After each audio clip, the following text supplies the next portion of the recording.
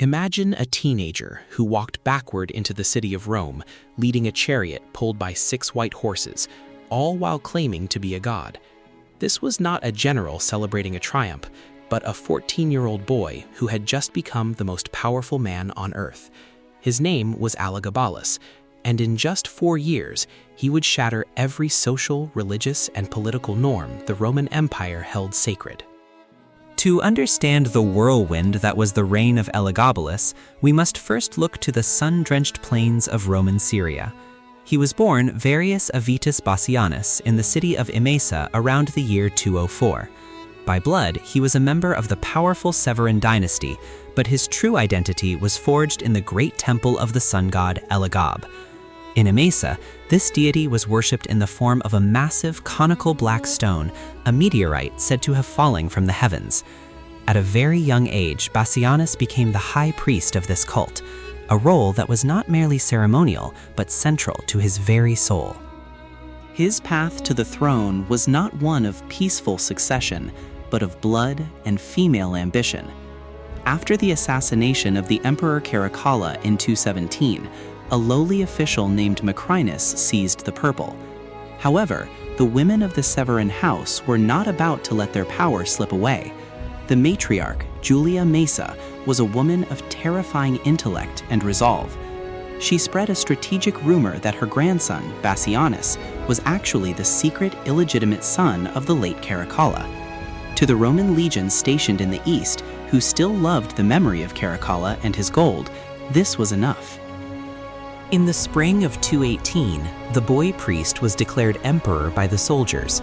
Macrinus attempted to crush the rebellion, but at the Battle of Antioch, the young Elagabalus allegedly rode into the fray, rallying his retreating troops. When the dust settled, Macrinus was dead, and a 14-year-old high priest from the east was the master of the Roman world. But the Rome that Elagabalus entered was not the Rome he intended to rule. From the moment he crossed the Pomerium, the sacred boundary of the city, he signaled that the old ways were over. He arrived not in the traditional white toga of a Roman citizen, but in flowing Syrian silks of purple and gold, his face painted with kohl and his body adorned with priceless jewelry. To the conservative Roman Senate, he looked more like a foreign queen than a Roman Caesar.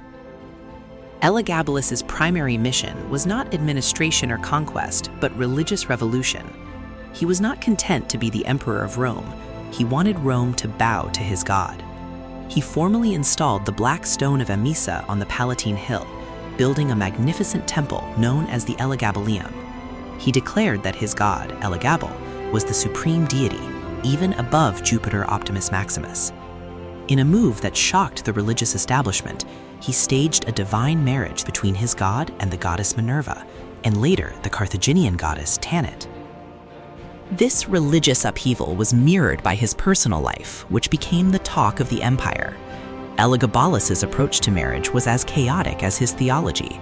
He married and divorced 5 women in 4 years, but his most scandalous union was with Aquilia Severa. She was a Vestal virgin, one of the sacred priestesses whose chastity was believed to be the only thing keeping the Roman state from total collapse. By law, a Vestal who broke her vows was to be buried alive.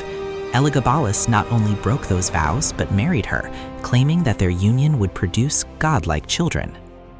Yet, historical accounts suggest that his truest interests lay elsewhere. Elagabalus was perhaps the first ruler in history to openly challenge the gender binary.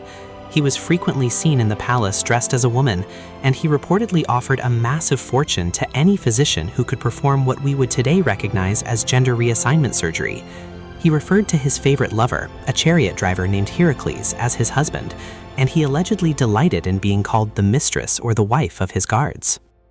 While ancient historians, who were often hostile to his memory, likely exaggerated these stories to smear him, the consistency of these reports suggests a ruler who was fundamentally at odds with the rigid, masculine expectations of Roman leadership. While the emperor was occupied with religious festivals and personal exploration, the actual governance of the empire fell to his mother, Julia Soaemias, and his grandmother, Julia Maesa. In an unprecedented move, Elagabalus allowed these women to enter the Senate House and even established a mini-Senate for women to decide on matters of court etiquette and dress. While this was a peak of female influence in Rome, it only served to further alienate the traditionalist Roman elite who saw the presence of women in politics as a sign of ultimate decay. The cracks in his reign began to show almost immediately. The Roman people could tolerate a lot. They had survived Nero's madness and Commodus's cruelty, but they could not stomach a ruler who seemed to despise the Roman identity itself. The Praetorian Guard, the elite unit responsible for protecting the emperor, grew increasingly restless. They were professional soldiers who valued strength, tradition, and stability, none of which they found in the young man who spent his days dancing around a black meteorite. Sensing the shift in the wind, the shrewd Julia Maesa realized that her grandson was a lost cause. To save the dynasty, she began grooming her other grandson, the young and much more traditional Alexander Severus. She persuaded Elagabalus to adopt Alexander as his heir, effectively signing Elagabalus's death warrant. The rivalry between the two cousins soon turned into an open conflict. Elagabalus, realizing he had been outplayed, tried to have Alexander assassinated, but the plan backfired spectacularly. The Praetorian Guard had already shifted their loyalty to the younger, more Roman boy. In March of 222, the tension reached a breaking point. The Praetorians cornered Elagabalus and his mother in the imperial latrines of the palace. It was a sordid and unepic end for a man who considered himself a living god. Both the emperor and his mother were murdered on the spot. Their heads were cut off, and their bodies were dragged through the streets of Rome to be mocked by the crowds. In a final act of humiliation, the body of the boy who had brought the sun to Rome was tossed into the muddy waters of the Tiber River, weighed down so it would never rise again. Following his death, the Senate issued a decree of damnatio memoriae, the erasure of his memory. His statues were toppled, his name was chiseled out of public monuments, and the sacred black stone was unceremoniously sent back to Syria. His cousin, Alexander Severus, took the throne, and for a time it seemed as if the era of the Sun Priest had been nothing more than a fever dream. But history has a way of remembering those it is told to forget.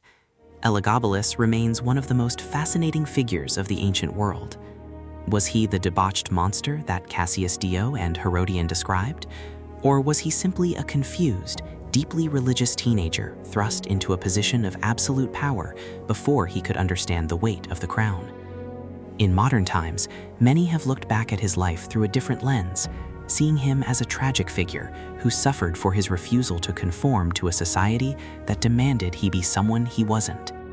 Regardless of how we judge him, the legacy of Elagabalus is a reminder of the fragility of power and the explosive collision that occurs when the traditions of the West meet the mysteries of the East. He was a ruler who lived with an intensity that burned out as quickly as a falling star, leaving behind a story of scandal, faith, and defiance that still echoes through the centuries. If you enjoyed this deep dive into Rome's most controversial ruler, make sure to subscribe.